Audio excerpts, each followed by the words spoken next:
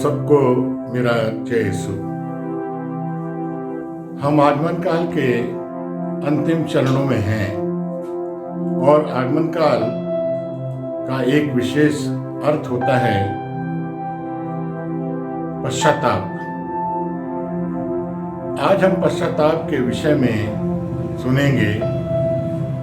मत्ती रचित सुसमाचार अध्याय 9:13 में कहते हैं, मैं बलिदान नहीं बल्कि दया चाहता हूँ। मैं धर्मियों को नहीं पापियों को बुलाने आया हूँ। आगमन काल के इन दिनों में हमें पश्चाताप की आवश्यकता है। इसी प्रकार बहुत ही सुंदर बात कही है संत लूकस के सुसमाचार अध्याय 15:7 में, मैं तुमसे कहता हूँ 99 धर्मियों की अपेक्षा जिन्हें पश्चाताप की आवश्यकता नहीं है, एक पश्चातापी पापी के लिए स्वर्ग में आनंद मनाया जाएगा। आगमन काल के इन दिनों में हम अधिक से अधिक अपने पापों के विषय में विचार करें, उसके लिए पश्चाताप करें। आज के इस अनमोल वचन कार्यक्रम में हमारे लिए अनमोल वचन लेकर आए हैं जबलपुर धर्म प्रांत के पुरोहित श्रद्धेय फादर डोमिनिक थॉमस। आइए हम फादर डोमिनिक थॉमस को सुने। संत मार्कुस का सुसमाचार अध्याय 1 वाक्य 14 और 15 में हम पढ़ते हैं, यूहन्ना का गिरफ्तार हो जाने के बाद ईसा गलीलिया आए और ये कहते हुए ईश्वर का सुसमाचार का प्रचार करते रहे, समय पूरा हो चुका है, ईश्वर का राज्य निकट आ गया है, पश्चाताप करो और सुसमाचार में विश्वास करो। इन वचनों की घोषणा के साथ यीशु मसीह ने अपना परस्य जीवन आरंभ किया। यीशु के इस पहला संदेश को बाइबल का मर्म कहा जाता है, जिसमें 3 मुख्य बिंदु हैं। पहला सुसमाचार, दूसरा पश्चाताप और तीसरा विश्वास। इस प्रवचन में मैं आपका ध्यान विशेष रूप से पश्चाताप की ओर आमंत्रित करना चाहता हूं। सुसमाचार में विश्वास करने के लिए पश्चाताप अनिवार्य है।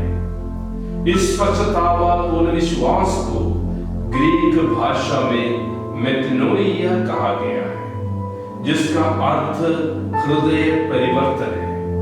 हम अपने पापों व गलतियों व सुगमता से खेद प्रकट करते हैं, किंतु पश्चाताप नहीं कर पाते।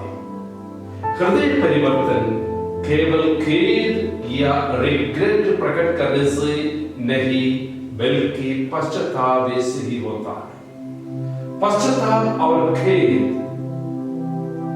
रिपेंटेंस और रिग्रेट एक ही जैसा होते हुए भी दोनों में बहुत बड़ा अंतर भी है, जिन्हें जानना सभी अनुताप या पश्चाताप करने के लिए अनिवार्य है। दोनों पश्चाताप और खेद में दुख शामिल है, किंतु दुख का कारण एवं परिणामों में अंतर होता है।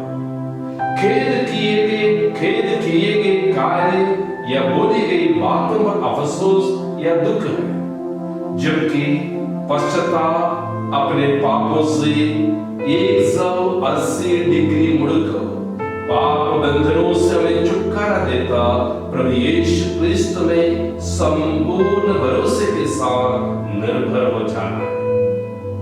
खेद कभी किए गए अच्छे कार्यों के लिए हो सकता है। पश्चाताप केवल बुरे कार्य या पापों के कारण ही होता है। पश्चाताप ईश्वरीय होता है, जबकि खेद सांसारिक है। पश्चाताप और खेद का अंतर समझाते हुए संत पौलुस दूसरे कुरिन्थियों के दूसरे पत्र अध्याय 7 में कहता है, जो दुख ईश्वर की इच्छानुसार स्वीकार किया, उससे ऐसे कल्याणकारी हृदय परिवर्तन होता है कि खेद का प्रश्न ही नहीं उठता। संसार के दुख से मृत्यु उत्पन्न होता है। पश्चाताप में विश्वास और विश्वास में पापों पर पश्चाताप है।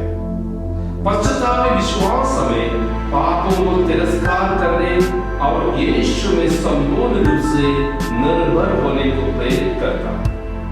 किंतु खेद में पापों की घृणा करने और ईश्वर में निर्भर रहने के बदले स्वयं या दूसरों पर निर्भर हो जाते हैं। पापों का तिरस्कार करना इसमें अनिवार्य नहीं होता।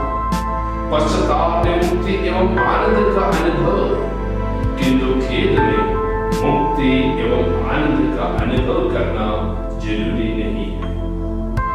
पवित्र बाइबल में यीशु के पीड़ा सहन और मृत्यु के समय पर उनके दो प्रेरित पेट्रुस और यूदास इस्करियोती में पश्चाताप और खेद का अंतर प्रकट होता है।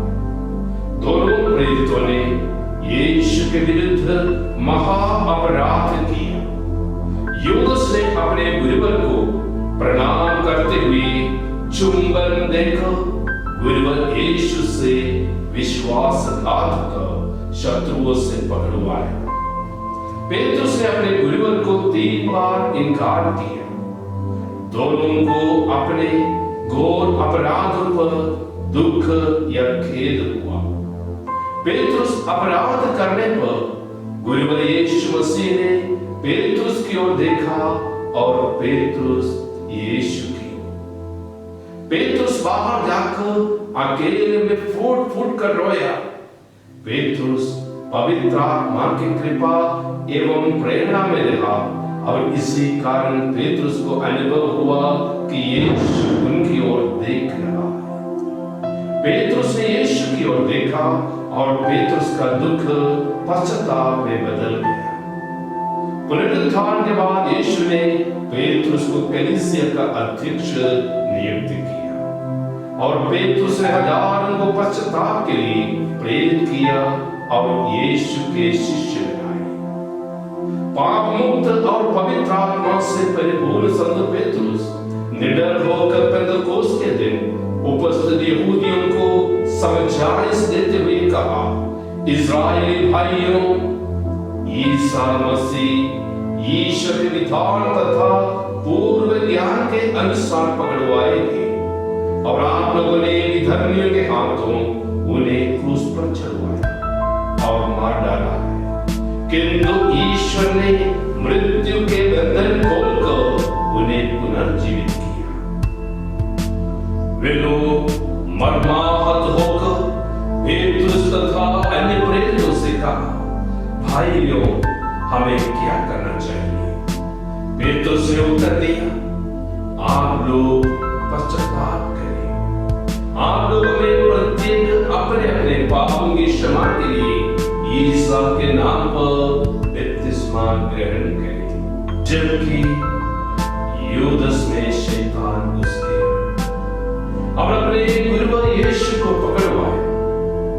विश्वासघाती यूदास को पता चला कि यीशु को दंडाज्ञा मिली, तो वे दुखी होकर महापुरोहितों और नेताओं के पास ये कहते हुए गया, मैंने निर्दोष रिक्त का सौदा पाप किया है।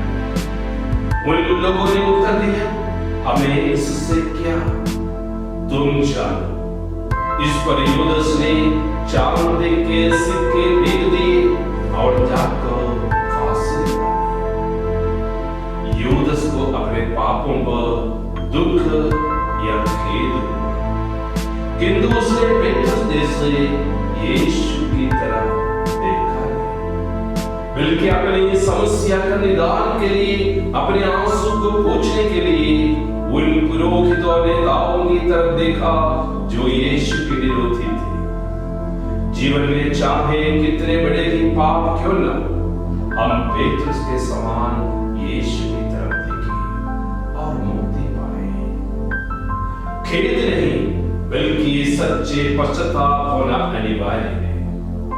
आइए हम अनुताप पश्चाताप हृदय से यीशु की ओर देखें और पाप मुक्त हो जाए, क्योंकि ईश्वर ने संसार को इतना प्यार किया कि उसने उसके लिए अपने एकलौते पुत्र को अर्पित कर दिया, जिससे जो उसमें विश्वास करता है उसका सर्वनाश न हो बल्कि अनंत जीवन प्राप्त करे।